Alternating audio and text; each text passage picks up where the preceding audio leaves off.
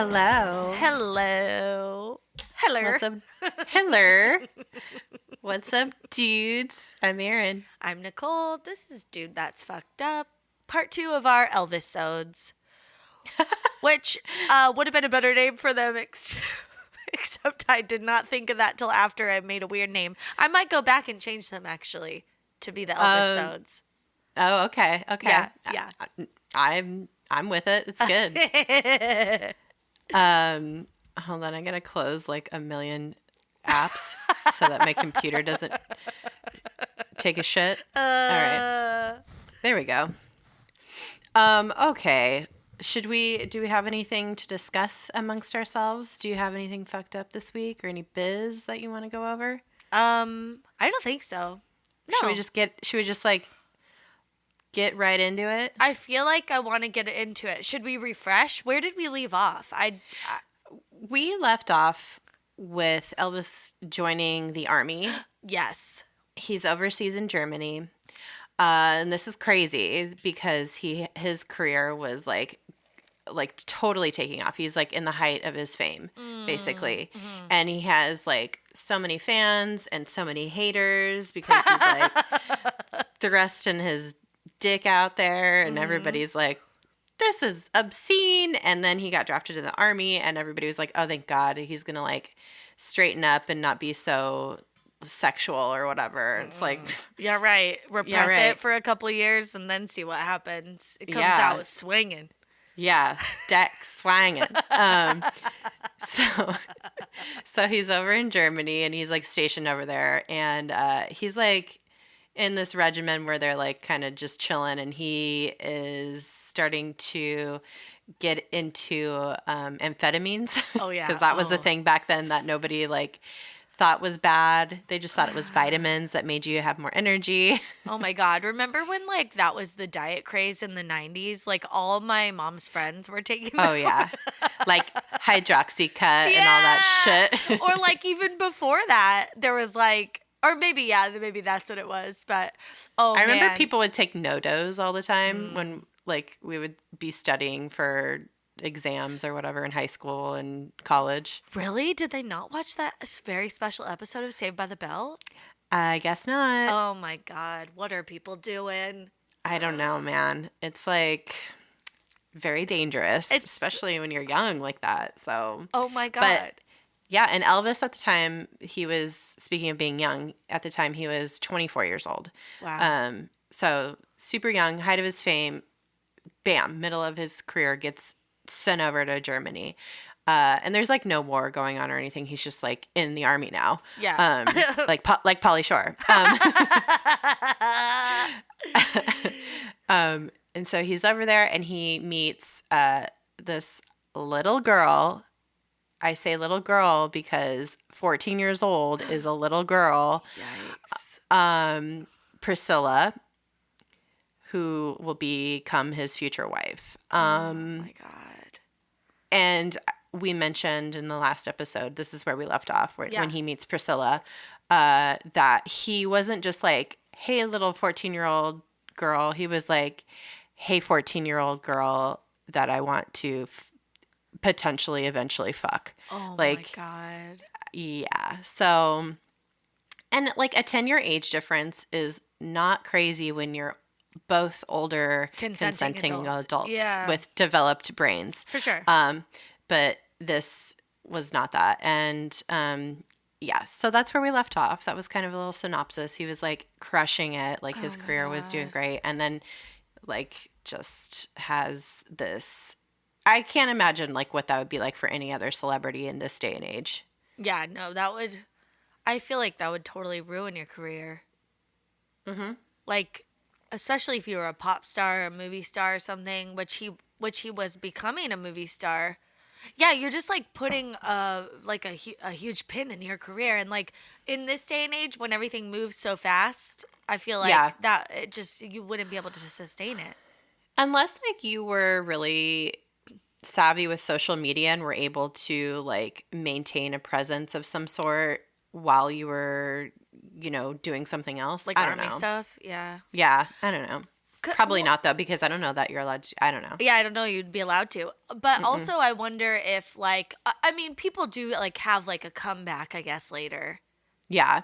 But Well, I don't know. yeah. And that's kind of like what happened with him. So he was over there and then he did his tour of duty. Yeah. And then he comes back. So when he comes back though, like people are like kind of moved on because he was like other people kind of filled the void while he was gone. He was still a big star. Oh, okay. Yeah, but you know what I mean. It's like yeah. It what you're wasn't- saying. Yeah. It's still like kind of like people are like, oh, interesting, but like, what are we gonna see from you? Yeah. And he had made some movies, I think, before he'd gone to the army, which was that's pretty cool. So he had that going for him, and so I think when he gets discharged from the army, he's like, maybe I want to get back into movies. Yeah. But he also started recording some more albums. So he did some really top notch music right when he got back. I think everybody knows like. They were some of his biggest songs. Lonesome Tonight, Love Me Tender. Oh, Those yeah. Those are huge hits. Yeah, huge, like more ballady type songs.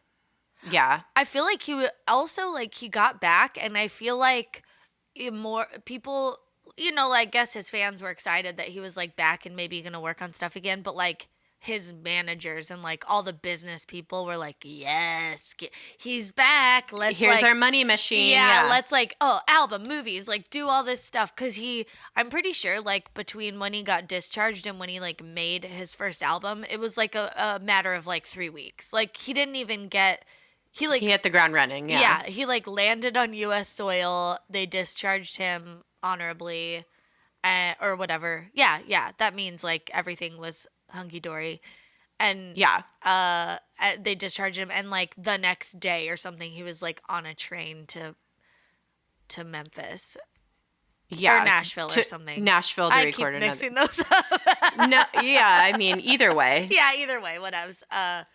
Yeah. So he's like, bam, gets right back into it, which is the smart thing to do. His agents were right about that. Yeah. So then he's like, all right, well, I did this album. Let's do movies, guys. I love doing those movies. Yeah. But he was not a very good actor. Have you ever watched an Elvis movie? No. I watched some trailers for Elvis movies during the research for this. They're just like cheesy as fuck. Like they're. I mean, well, I guess like what became his like calling card as an actor was like they had him sing talk a lot. It reminds me of Hail Caesar. Have you ever seen the Coen brother movie? I don't think Caesar? so. Mm-mm. It's pretty good. I actually really like it. I don't think very many people liked as much as a lot of their other movies, but like I don't remember it getting as much love. But it's pretty funny. It's like that cheeseball kind of like early 60s kind of movie making like setting, and there's like an actor who is very handsome, very charismatic, and a singer, and I think it's like a kind of making fun of Elvis kind of situation, because like he's in these movies and he's just like so bad at acting, and they just make fun of it. It's really funny. But yeah, it's that's what it reminds me of, is just like just really corny, really not the sing talking kind of and also like weird, like a lot of weird sexual jokes, although there was like I did see one that was kind of like empowering for women, where like she was chasing him and she like she was like, oh hey, or whatever, and he was like oh like maybe not that interested, or he was like playing coy, and then she just like ripped off her shirt and was in a bikini, and he was like hell yeah, hubba. bitch. Yeah. I was like, yeah girl, get you some Elvis. I mean, like, that was the thing about Elvis, was that he was so hot, but like he was just kind of he was just too, I don't know. He Like was a simpleton or something? Yeah, he was smart. He was, I mean, not like, he wasn't like a genius or anything, but he was like plain spoken and just like a simple person. Yeah. So it was, I don't know. This is like not for him. I don't know.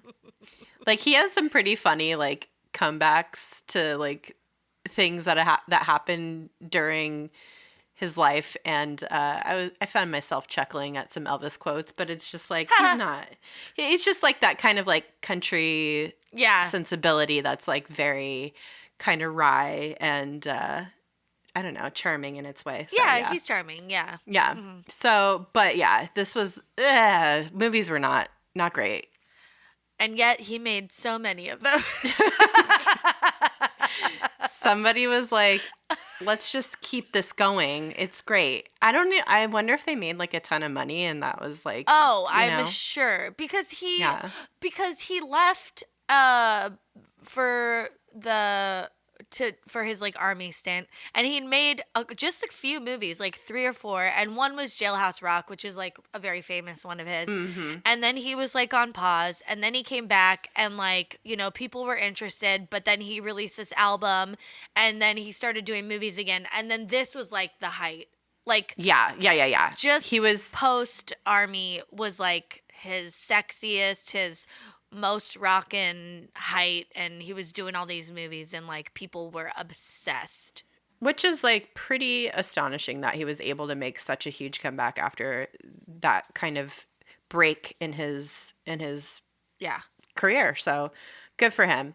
So he made 27 movies from 1960 to 1969, including Wild in the Country.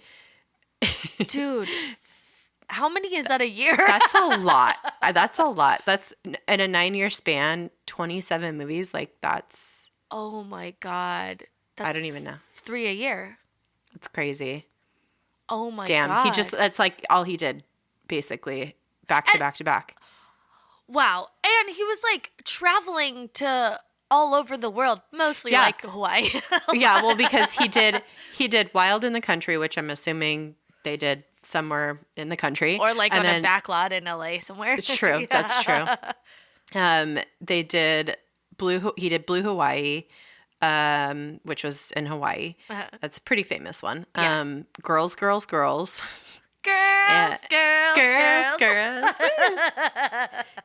And then Viva Las Vegas, which iconic. Also Las Vegas. Yeah. So he's traveling all around doing all these fucking movies. Crazy. He, I guess, was still doing music too. Oh, yeah. Maybe. Well, a lot of these movies had sound music tracks, in them. Yeah, and then those were famous songs. Like Blue Hawaii is a famous song. Viva Las Vegas is famous. Yeah. Yeah. But there was one movie that he did with his soundtrack, which, dude, okay, I thought this was just music, but it's also a movie, and we should probably watch it on our Patreon or something and like give commentary. Elvis did a movie called Kissin' Cousins, which is real. And the title track has some very suspicious lyrics. And I mean, it's called Kissin' Cousins. I think we know what's happening. Okay, but no, because immediately when I heard that, I was like, ooh, Elvis, you nasty. You're kissing 2 cousins that are related to each other. It's like kissing 2 sisters that are like related. You know, like he's not related. I was like, I always thought of kissing cousins as like incest. It is. Okay, so these are the lyrics. Well, I've got a gal. She's as cute as can be. She's a distant cousin, but she's not too distant with me. Fucking bars. Fucking gross bars. Oh my God. He would have been dragged on 4-Bar Friday for this. My Lord. Okay, also, here's another line from the same song. Yes, we're all cousins. That's what I believe because we're children of Adam and Eve. I got sir. I got a girl and she wants a lot of love. That's the kind of trouble I need plenty of. Ooh. Sir. Wait, his justification for fucking his cousin is that we're all cousins, so oh well. Also, okay, dude. that's fucking gross. And Adam and Eve are like brother and sister too, right? Well, I mean, Or like Eve is made out of Adam, so out of like his rib. daughter. We don't know. I don't know how that all works. But this is wild. And yeah, his justification is like, well, we're all related in God's eyes. So what does it matter if we're actually related? Dude. Oh my God. Oh. I like that logic. Can't get around it. It's pretty good. Oh, and that's the It doesn't hold up in a court of law though. Oh shit. That's the kind of trouble I need plenty of. Ugh. When people back then said they had trouble, didn't that mean they were under family way? Oh yeah. So he's knocking up his cousins? Kissing cousins. Love it. Love it. Yeah.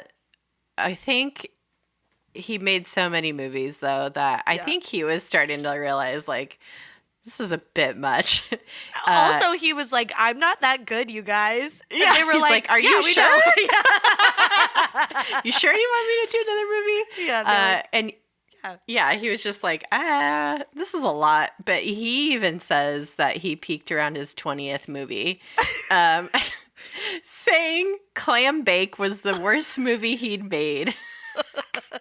That's the name of the movie, Clam Bake. Clam Bake. Don't worry, it was like it was already after Kissing Cousins, so that wasn't even the worst movie he made. Where I'm assuming he falls in love with his cousin. I'm assuming he falls in love with a clam and then accidentally eats it.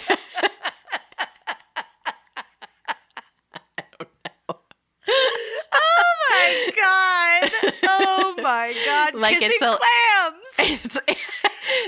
Somebody needs to make some porns out of these movies. Like redo these films in the style of porn. Oh my god! Kissing clams is just that probably is a movie. I mean, I'm sure it is. Well, yeah, that sounds like it's terrible. But somebody, if you make porn, please redo these Elvis movies. Where he falls in love with the clam and then he accidentally eats it.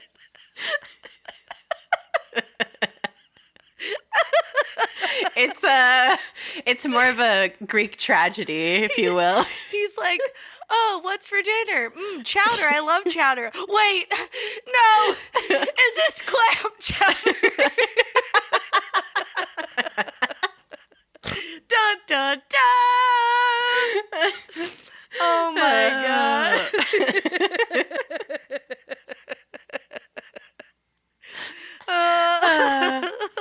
Oh my god! Oh, I gotta gather myself a little bit. I'm crying. Jesus, me too. Oh my god! He accidentally eats it. Listen, I don't want anybody to accidentally eat a clam. I want them to eat. If you're gonna eat a clam, do it with intention and focus. You know what I'm saying? Okay. Well, yeah, that's about that, right? That's about that. Yeah. So he's. I think he finally is like in his height of the movie time. He's like, man, I need to like stabilize my life a little bit. This is like the mid 60s and the height of his fame. And keep in mind, he never lost track of Priscilla. They were always in touch. When she turned 17, she moved to the States and but they weren't like in touch like he was with his cousins. No. He like moved her out to Graceland at this point when she was 17 years old. So 17, 18, somewhere around there. And her family was like on board. Like at first when they started dating, they were like, excuse me, this man is 10 years older than you. This is a man. You are a child. But then he like totally charmed them. I think, I don't remember if I mentioned this in the last episode, but like he showed up on their first date when she was 14, in a full like military uniform, like the white gloves and everything. Oh. And like just very extra about it, and totally charmed her parents. And yeah, so Which they were also, okay, like, if that was any other guy, that would be charming. But, like, it's fucking Elvis. He was already famous. So it's like... Yeah. He just, like, he was still going by these, like, rules of, like, civility and, you know, manners, even though he knew that their relationship was sketchy. So he felt like he needed to charm the parents. It's like, it's grooming, basically. Yeah. So, but I mean, they allowed it. She was into it. I mean, he's a famous person. It's just so fucked up, especially like going back and thinking about all this stuff, especially like in the light of like R. Kelly, Michael Jackson, all that shit. It's just very, yuck. But, you know, you can have your opinion about it. It's, it was a different time. It was a different time. And it's not saying it's right. It's just saying that people didn't, like, balk at it as much as they would today because people didn't really think much about women and having autonomy and what they might be feeling about situations or whatever. It was, like, very predatory.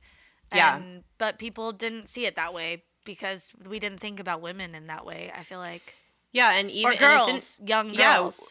Even when women were older, like, they were still treated like girls. Like, she could have been in her 20s and she would have been... It was such a strange, like, paradox of, like, this... You're a child if you're living under your parents' roof until you're however old. And then when you pass puberty, basically, you become a woman somehow. And then... So there was this... It was a lot of strangeness, I think, for young women and girls, just for all eternity, basically.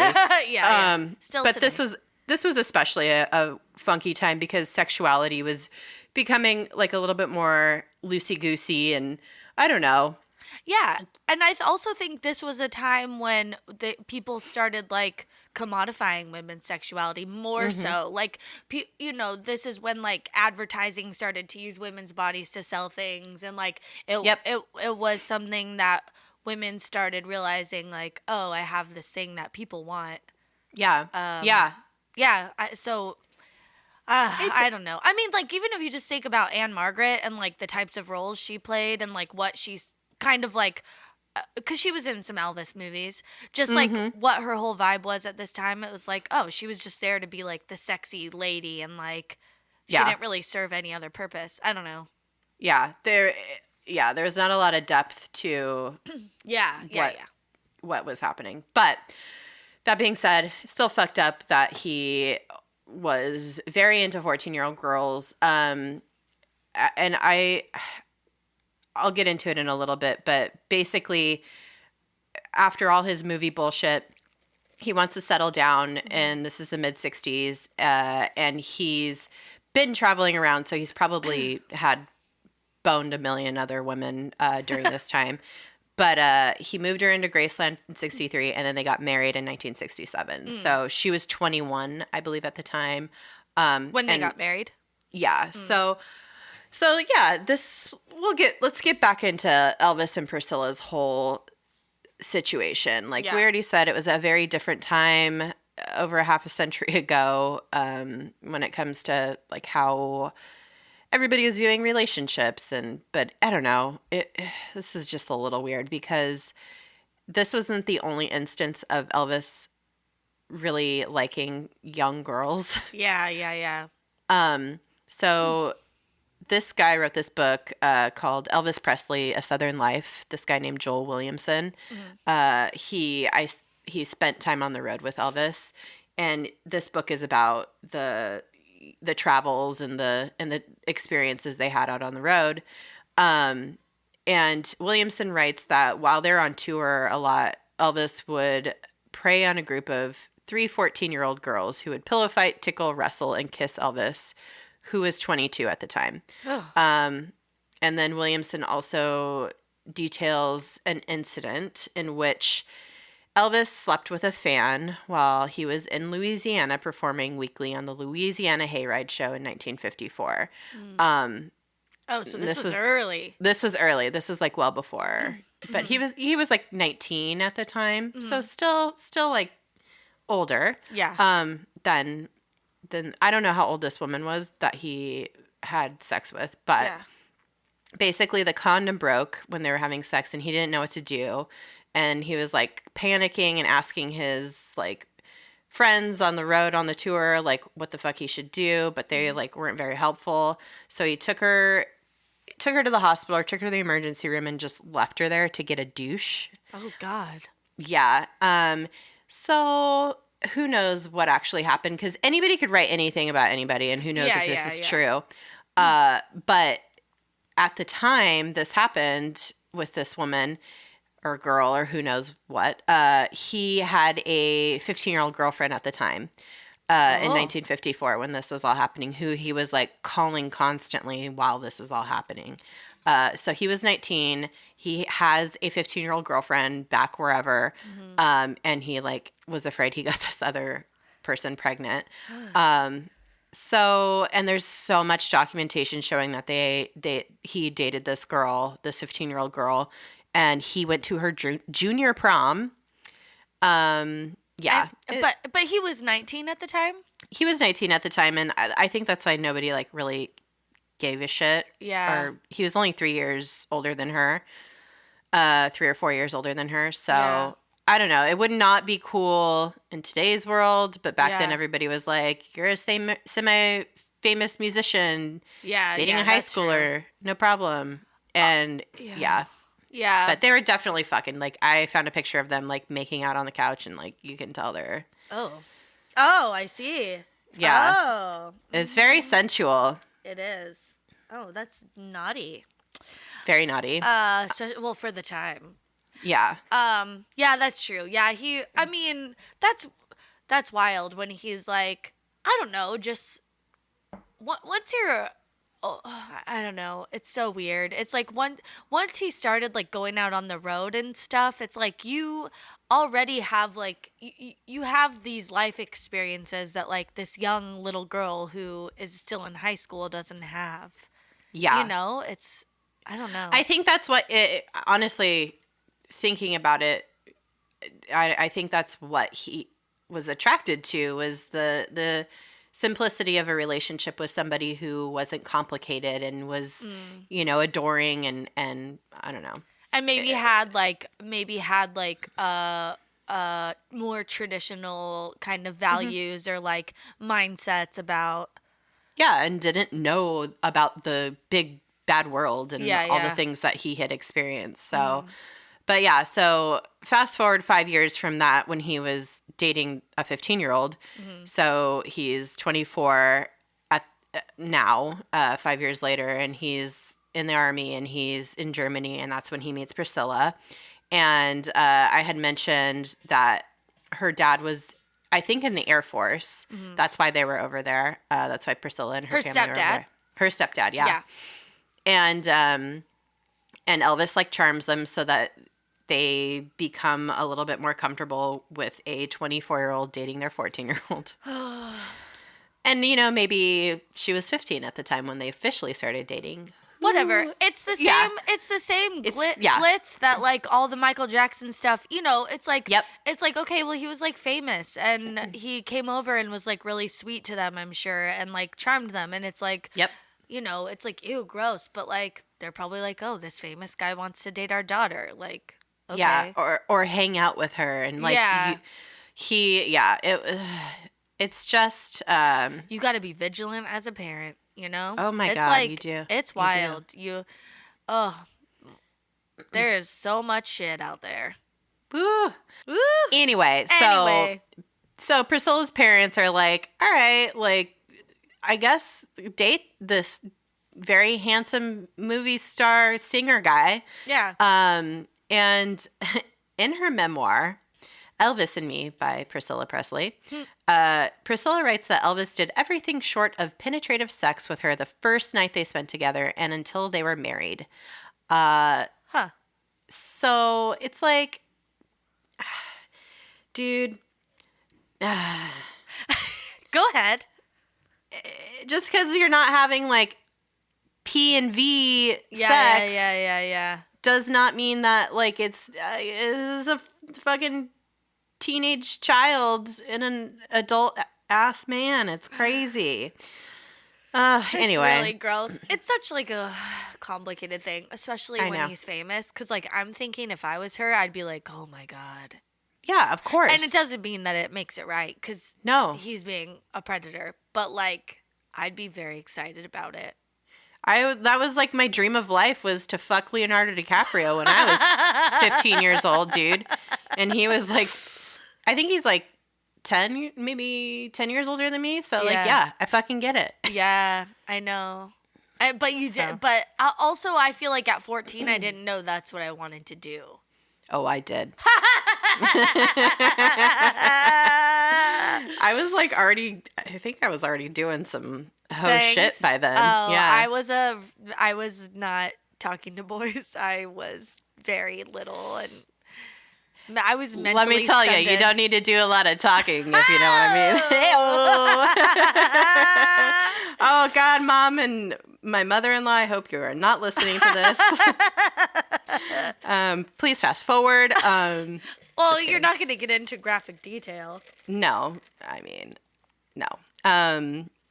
Anyway, so they're having this relationship. Yeah. Over the course of the 60s, essentially.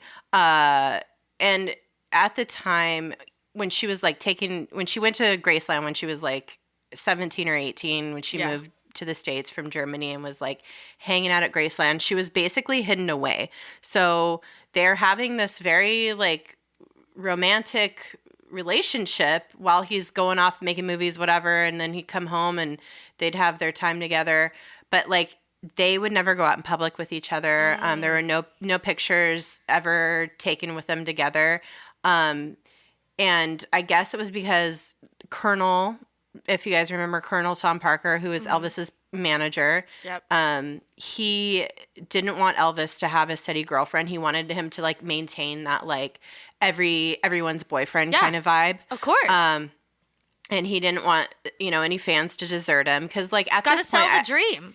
Yeah, at this point, like, I don't think, like, I think majority of Elvis's fans are, like, women and girls. So if they, like, let it slip that Elvis has had this long time cutie little girlfriend, it would really destroy the dream.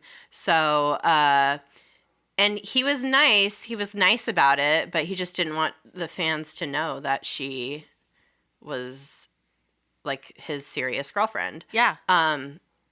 So they married 7 years after courtship, I guess is what you could call it. And they got married May 1st, 1967. And Priscilla swears, like I said earlier, that they didn't consummate their relationship like with penetrative sex until their wedding night. And this is where we were talking about how it's just creepy that girls were treated just so strange, like property when they were back then. And I think still a little bit we've talked about in our Patreon bonus episodes, we've talked about like the purity ring shit. Oh, yeah. But she said that Elvis didn't consummate their relationship until their wedding night. And that was a promise that he made to my father, she said. So why is the dad involved? This blows my mind. I know. This is what I hate about all that shit. It's like, why are your parents involved at all? It's so disgusting, especially the dads. Well, it's like there's this subtext that like this man is going to fuck my daughter. Yeah, you know what I mean? It's like it's not explicitly. It's just known, but nobody wants to talk about sex. But it's like said in this very, I don't know, probably flowery garbage storybook language. That's like, I don't know. So so they get married. They're finally able to like be public. And as Colonel, what's his head? Colonel Sanders, Colonel Tom Parker predicted, the fans were not happy. Hate mail started coming in. It was hard on Priscilla. Ooh, jealous? Jealous. People were pissed. But they had to eventually accept that they were a married couple when Lisa Marie Presley was born, literally 9 months to the day after the wedding. Wow. Yeah. Well, Interesting. maybe they weren't. Maybe they weren't actually fucking. You're technically pregnant for 10 months, so. Oh. But, you know, she could have been early, so. Yeah. It's fine. It's fine. Okay. It's cool. So Elvis was like a good dad in a lot of ways. Like, he loved Lisa Marie. Like, he doted on her, bought her a million things, like spoiled the shit out of her basically. But and this is like according to Priscilla, he had a hard time watching babies eat because they would be drooling all over. And like he would like leave the room when Lisa Marie was eating. What a weird hang up. Yeah, really weird. And she also says, Priscilla also said, and no, he did not change diapers. Not one, not ever. That wasn't a man's job. I mean, again, times were very different back then, but men were not expected to. And actually, it was like frowned upon for men to take an active role in their fucking upbringing of their children. So she was doing everything. Lisa Marie was doted on by Elvis, but Priscilla was literally doing everything. And I would think they probably had some help.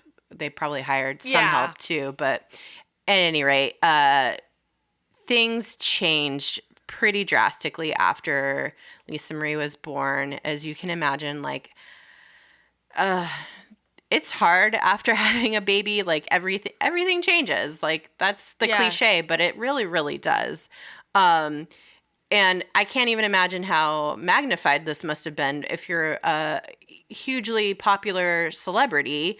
And according to Priscilla, he kept up his lifestyle, basically. She would stay at home with the baby. He'd go out on tour or go out at night or whatever the fuck. Like, they would go out together and stuff, but I think she was like, I gotta take care of our child. And he was like, well, you do that. I'm gonna keep fucking doing my thing. And so yeah, he was still like on location for movies and shit 3 or 4 times a year. Yeah, so that's pretty obvious that he was going to eventually fuck around. So that was just, again, the times, man. Also, I read something, I don't know if this is true, but like he said to her when they first or like when they first met, or like at some point, that he had never slept with a woman who had had a baby. Ooh. And never would, or something. That's fucking weird, man. Did they have sex after she had Lisa Marie, or no, they were done? I don't know. I don't know.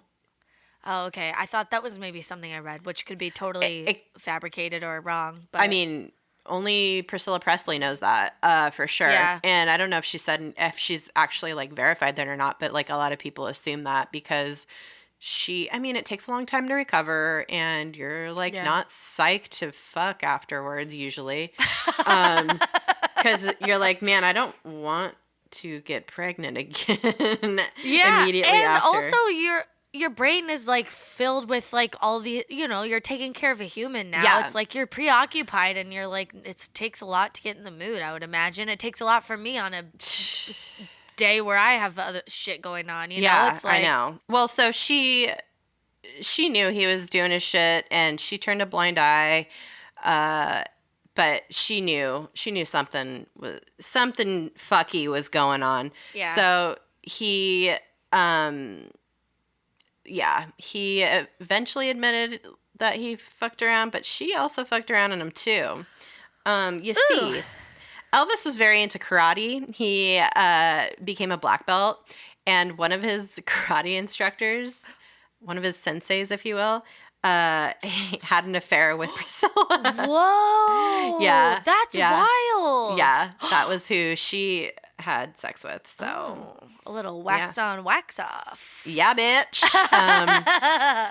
So by 1972, their relationship had completely fallen apart, and Priscilla was like, yeah, I'm done with this. And so she filed for divorce, and that Wow. became final in 1973. But her and Elvis stayed friends. Like, it was amicable, but they just were like, we don't fuck anymore, and we love each other, but we're not, like, we're living separate lives, basically. So, Yeah. And they still had a daughter that they loved, so they co-parented. yeah. Wow. Which they were is married very progressive. It's very progressive. I did not know they were only married for 5 years, which I know. It that's seems like they were married way longer. because like I feel like when I was growing up and when I was learning about celebrity culture and just like learning about Elvis or whatever, hearing things, it's like their love was a love for the ages or whatever. It's like, Yeah. you think that they're like, oh, Elvis and Priscilla are like, they're like Romeo and Juliet. Do you Yeah. know what I mean? Like they're like that big on like the scale of romance and couples. It's like, I'm pretty sure Kanye and Kim have been married longer than they were yeah, now at this point. Wow. Maybe not. I don't know. I still think they fuck each other. Yeah, they do weird shit, I think. Oh, really? Like they have like a lot of kinks. Yeah, I think Kanye is like a freak in bed. Oh. Good for him. Good for him. Yeah. Good for her. Good for her. But yeah, so that was all coming to an end, and this is like all kind of coinciding with his career too. Like he, by the late 60s, Elvis was like kind of falling out of fashion, if you will. Yeah. The Beatles were kind of coming up. Like they'd been coming up alongside him, but just in a different way with a different kind of crowd, I guess. And as he was aging out of, all these young girls had grown up and were like, I'm done with that. I don't need a teenage crush anymore. Yeah. The next generation of music was coming about, and the Beatles were it. That was the hot shit. Also, he'd gotten like really cheesy too, I think. Like it Yeah. was it's not like his music was continuing to evolve and like and change with the times. Like it felt very dated, especially as he got older. And in his movies, like he was still doing movies, but they weren't good, like we talked about. And like he was just cheesy, and yeah, it felt outdated. Yeah, all of his shit got really stale, and they just like nobody was like thinking to innovate or change up anything. They were just like really riding the fucking wave as long as they could with him, and he was just like, okay, all right, we'll do this. And just I don't know how happy or unhappy he was, but they just rode the wave as far as and as hard as they could. Yeah. And so yeah, he kind of fell out of fashion, but by the end of the 60s he had another comeback. Yeah. It's really funny because he's had like 3 comebacks in his life. And he's getting into his like 40s, late 30s, early 40s at this point. Yeah. No, late 30s. Late So 30s. Yeah, mid to late 30s. He's getting a little, when you get into your mid to late 30s, you are losing muscle mass. You are experiencing a lot of aches and pains. Yeah, your metabolism slows down. Woo, does it ever? Woo, comes to a grinding halt. Yeah. So he's, he's not as hot as he was. Well, he's like right on the cusp of not being hot, because I feel like this last quote unquote comeback was like one show, and Yeah. it was a televised like concert special. Yeah. And it is fire. Like you watch this, he's like, you know what? All this shit I've been doing, it doesn't feel like why I got into this. It doesn't feel like the music I like. It's all cheesy ballads now. I'm just like not into it. I want to do a special. Let's televise it. It's going to be original Elvis. So he like goes on stage, full black leather jacket. He looks like young Elvis, but he has chops. Yeah, I hate that. I hate the chops. I hate them. But they were like small enough in this special. They get way worse. Is what I'm saying. But Yeah. like they were small enough and subtle enough, and he greased back his hair, and he was still like, thin and fit looking. And he fucking killed on this special. Oh, yeah. This special is like It iconic. It is like, it's like he didn't miss a beat It's like none of the cheesy shit happened. He's singing all his hits from his first album, which were other people's songs. all other people's hits from his first album. And he is just wailing. He's like playing guitar. He's doing his hip thing. Girls in the audience are melting. Their faces are melting off. Their chairs are wet. It is. They're sitting in a giant kiddie pool. It is fluids everywhere.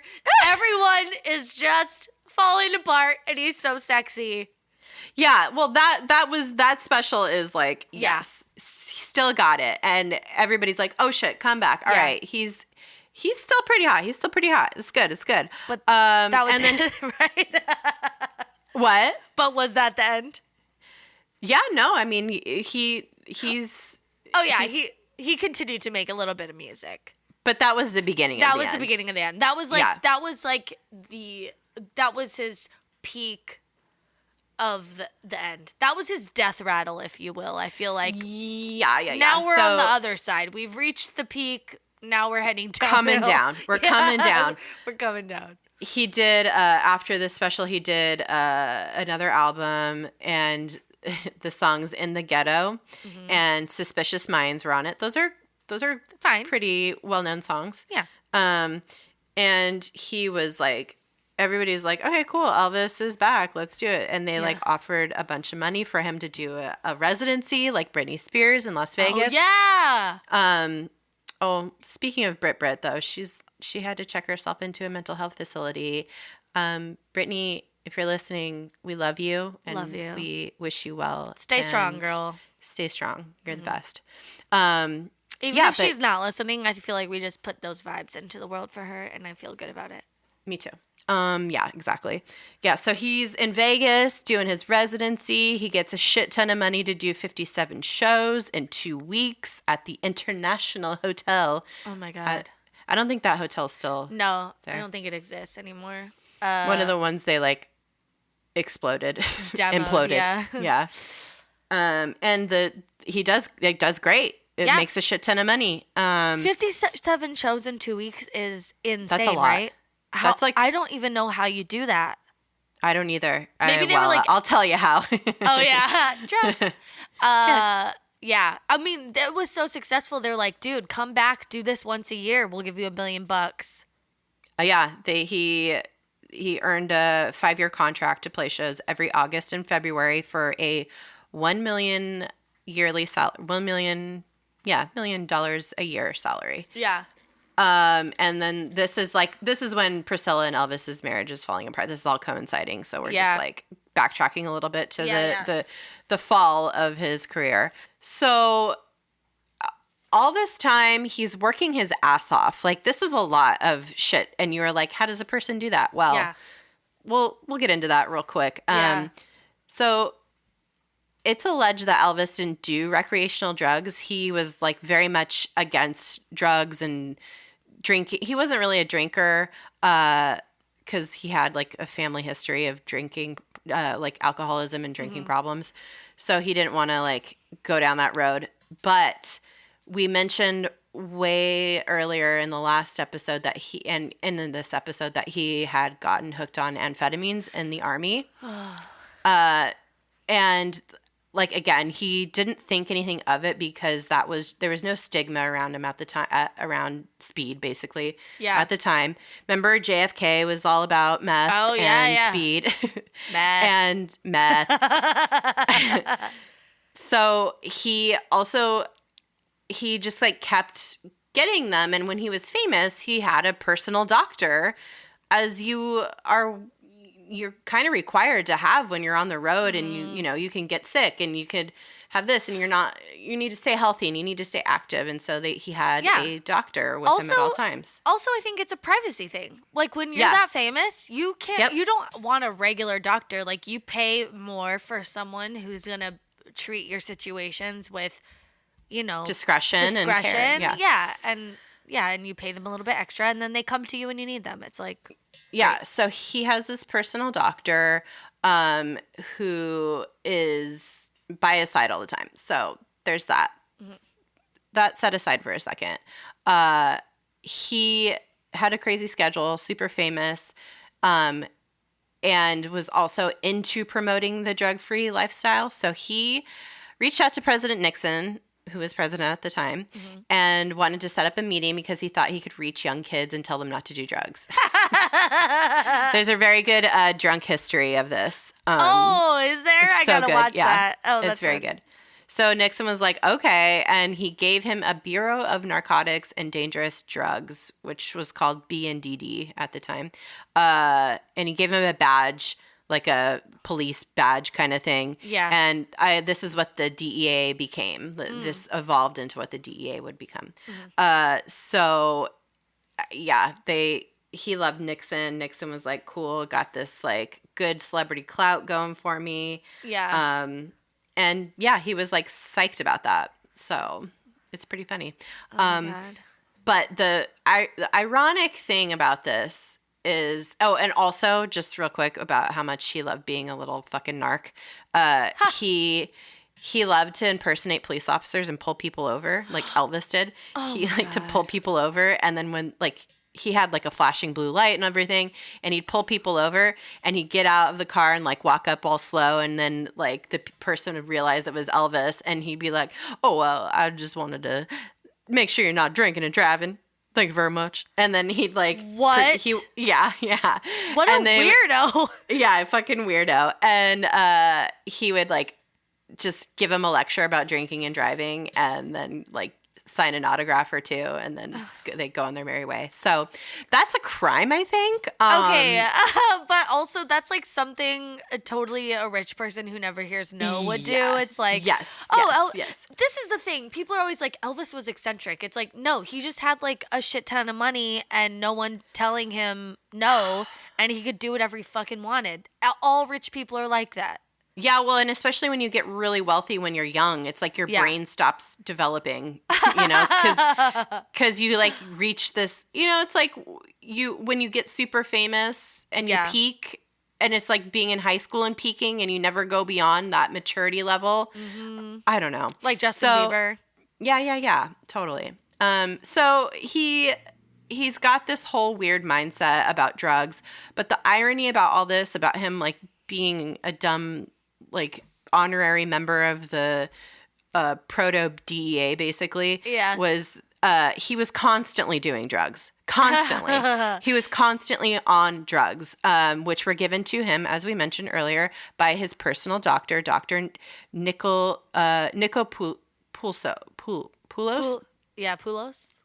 Dr. Nicopoulos, a.k.a. Dr. Nick. So he just was like, put all his trust in his doctor, and he thought it was like vitamins, minerals, supplements, whatever. Had no idea that he was like basically getting, drugged up with amphetamines, and then eventually would get hooked on opiates because he needed something to come down from the amphetamines. Oh, no. So, and that was all through the late 60s, early 70s. And according to Dr. Nick, Elvis's problem, this is a quote, Elvis's problem was that he didn't see the wrong in it. He felt that by getting it from a doctor, he wasn't the common everyday junkie getting something off the street. He was a person who thought that as far as medications and drugs went, there was something for everything. So if he had like an ache or a pain or whatever, Dr. Nick would be like, here, take this. If he had a headache, he would be like, here, take this. All the while it was like fucking hardcore drugs, basically. But I like how Dr. Nick makes it think it's Elvis's problem. It's like, yeah. Totally putting all the onus on him. Yeah. So he's like going hard on the drugs. And Dr. Nick is a complete irresponsible piece of shit, just like giving him out to him like candy. Now he claims he'd give him like sugar pills sometimes just to like, get him off his back, because he was like constantly, he was constantly, because he was addicted. He he got him hooked on all these fucking drugs. So anyway, Elvis is like off his fucking rocker because he's surrounded by people who are not telling him no. He has got everything he wants. Just so much opulence. Oh, everything. Everything. Oh my God. Yeah. Dude, this is crazy. I was talking to my dad about this and I was like, yeah, like Elvis was on so many drugs or whatever. And like people just kept giving them to him. And my dad was like, I remember hearing stories that if they didn't give him the drugs, like if Dr. Nick didn't give him the drugs, Elvis would just take like $10,000 in cash and go find, like he would go find a doctor to give him the drugs. So it was like, you know, he got didn't himself want in this him bad situation. Yeah. And He was like, you're not being discreet. We can't, you're going to get caught. You're going to get like, the press is going to find out that you're trying to score drugs, basically. You can't do that. Yeah. So he was like, I will just write you a prescription for this fucking speed. Oh my God. So he's on drugs for a very long time, for like 10 years. Oh my God. Plus. And he divorced Priscilla and he met this other woman, Ginger. Yeah, Alden. I think he had a few other like serious relationships in between. Yeah. But Ginger's like basically the end. His last lady. His last lady. Yeah. So he's been on drugs. He's dated a bunch of different starlets. He's done all this shit. He gets obsessed with guns. He has guns everywhere. Oh my God. He gets obsessed with having exotic animals. It's just like typical fucking rich people shit. So he's with this woman, Ginger, gets her a really nice ring. She writes a book after all is said and done called Elvis and Ginger. And she, in that book, details some of the fucking gnarly shit that happened. Dude, because this was like, his brain was like fried at this point. He was real bloated looking and sweaty all the time and just like kind of gross. And yeah, he was like, like potentially abusing her. And this is all her, like, you know, obviously her. Yeah, saying all this everything. shit. Yeah. Yeah, but it's a wild book. He like shot a gun at the headboard while she was in bed one time. Shot a TV. Because she wanted him to stop eating yogurt. Oh, yeah, he was addicted to yogurt. That's gross. I don't know what that's about, but especially for someone who doesn't like watching babies eat and he's eating yogurt, I don't get it. Anyway, this, you know, it's a wild time and they're just doing weird shit. And his health was starting to fail. Like he was having some major intestinal distress because of all the fucking pills he was on. Dude. Opiates constipate you like you would not believe. And so he was constantly on laxatives, trying to, you know, so he'd shit his pants every now and then, I think. Oh, he was wearing diapers, I think she said. Yeah. But then he'd get super constipated and he'd sit on the toilet and strain to get a shit out. So we're getting towards the end now. Oh, so God. Because he was on a lot of drugs for a very long time, his body's starting to really take a toll. It's really taking a toll on his body. So like I said, he'd pop speed like candy so he could function during the day and perform. He was performing and shit still. Yeah. And then he would come down with benzos or barbiturates so he could sleep. So not good. Not good. And in 1973, he actually suffered 2 overdoses. One of which landed him in a coma. I don't know if it was widely reported or not, but that happened. Wow. Then he started canceling performances and concerts. And by 1976, he had so many health issues that were all because of the drug use. Oh, my God. And then on August 16th, 1977, at his home in Graceland in Memphis, Tennessee, he died. He was just 42 years old when he died. I had no idea. I thought he was way older than this. Yeah, he was very young. Yeah, very young. He was reported to be suffering from glaucoma, high blood pressure, liver damage, diabetes, an enlarged colon, and irritable bowel syndrome when he died. That was what was found by the coroner, but that wasn't the reason for his death. He was found by Ginger, his last lady love, unresponsive on his bathroom floor in a puddle of his own vomit. And this is her account. Ginger said, Elvis looked as if his entire body had completely frozen in a seated position while using the commode and then had fallen forward in that fixed position directly in front of it. And she said, Just after 2 p.m., I awoke and walked into Elvis's bedroom in search of him. The bathroom door was cracked open a little bit. I knocked on the door and said, Elvis. There was no answer. Slowly opening the door, I peered in and saw Elvis on the floor. I stood paralyzed. Elvis looked as if his entire body had completely frozen in a seated position, then fallen forward. Yeah. Oh my God. Horrifying. Dude. Absolutely awful. So, though Wasn't the official... his toilet gold? I think so, yeah. Wow. Opulence. I think he was in Opulence. gold silk pajamas, too. Oh, wow. Yeah. So, though the official coroner's report lists cardiac arrhythmia, which is a massive heart attack, as the cause of Presley's death, it was actually later admitted to be a ruse that was made up by the Presley family, along with the autopsy physicians, Dr. Jerry T. Francisco and Dr. Eric Muirhead and Dr. Noel Florendo, to cover up the real cause of death, which was a cocktail of prescribed drugs taken in doses no doctor normally would have prescribed. Oh my God. They included painkillers, morphine and Demerol, chlorpheramine,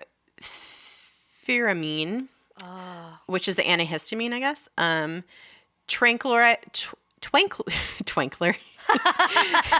tranquilizers, Placidil and Valium, codeine, which is an opiate, ethenamate,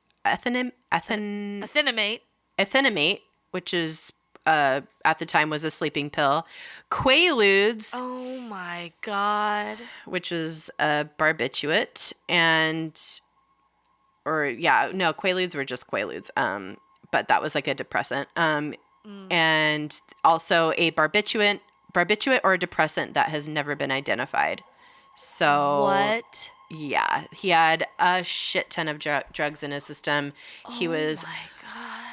so fucking tracked out. And maybe he did have a heart attack, but From the drugs. from the drugs, yeah. Yeah. Also, some people like to claim that it was because he was trying to push Poop? out a duty. Yeah. A duty bubble that wouldn't pop. But I don't think he would have thrown up unless he was like really pushing super hard. Oh, no, I think it was all the Yogurt? all the drugs. Oh, oh God. Oh, I'm sorry, Elvis, R.I.P. Oh, that's fucked up. It's like, it is so fucked up. People, oh man, it's so many celebrities have this problem because people don't tell them no, and Yep. it gets to a point where there's no return. And I mean, Yep. there should be a return, but this happened to like Prince and Michael Jackson and Yep. so many celebrities, which It's so sad, man. It's just so Yeah. fucking sad. Who knows, like, what he would have gone on to do if he, would have not had this fucking enabling personal doctor who is Yeah. just, yeah. Well, It's, all the yeah. doctors, Yeah. prescribing pills these days, it's like super fucked up. There's an Opioid epidemic, yep, It's mhm. wild. And you just got to like really advocate for yourself if you're seeing a doctor and they're prescribing pills that are potentially addictive. Yeah, because it's not a fucking, you need to have like these therapeutic solutions too that aren't just a fucking pill, Yeah. a magic pill that's going to solve everything. So Yeah, all of this was treating something else, obviously, that he maybe was Yeah. going through, which was probably dealing with fame. And his mindset of just like, I'm taking these pills that are not drugs, they're prescribed by a doctor, so it's fine. And Yeah. I think that is a mindset that persists with people Totally. who, in general, just like take a million things for a million different, aches and pains. Yeah. Or I don't know. It's just, yeah, it's sad. Poor Elvis, Yeah. man. Poor Elvis. So I don't know. Like there was a lot of things that happened afterwards, after he died. Like fans, obviously, everybody was devastated. But his doctor, Dr. Nick, he was stripped of his medical license. I think he had to stand trial, just like Michael Jackson's doctor, Whoa. to after the fact to prove that he wasn't at fault or liable for Elvis's death. And in the trial, a bunch of stuff came out about Elvis's lifestyle. He was into some weird sex shit. No kink shaming, but he was a voyeur. He had a like double-sided mirror where he'd watch people have sex in the rooms of some of his, I think in Graceland. Yeah. But yeah, he was a little bit of a freak, and all this stuff started coming out. It was like very sordid shit because of his doctor having to like talk about all this stuff that happened. So he like knew all the shit. He knew where all the bodies were buried, and he revealed all this stuff. So people were, I don't think a lot of people, I don't know if it was like widely spread around. I think they did a good PR job of keeping it kind of quiet, but it was, it came out in the papers and stuff at the time, but I think a lot of people just didn't want to think of Elvis like that. Yeah. And it persisted so hard that so many people refused to believe that Elvis even died. And people still think that he's alive today. Wow. Which is not true. No. Also, he'd be really old, so. Yeah. He'd be like 80s. He'd be in his late 80s. Yeah. Yeah. So. Whoa. Wild. Oh, my God. Wild. He should have married that clam. But he ate it on accident. Oh, no. Shoot. Oh, shoot. That was my favorite part of this whole wild adventure. It's been a ride, guys. Oh, man. Well, that's it, right? That's it. He died. He had a great body of work, lots of ups and downs. Really loved 14-year-old teenage girls. I think maybe he got over that eventually. Yeah. He eventually like got together with adult women, but early on it was a dicey sitch. Yeah. So that's Elvis, a very complicated yet simple man in so many ways. Yeah, and a part of Americana.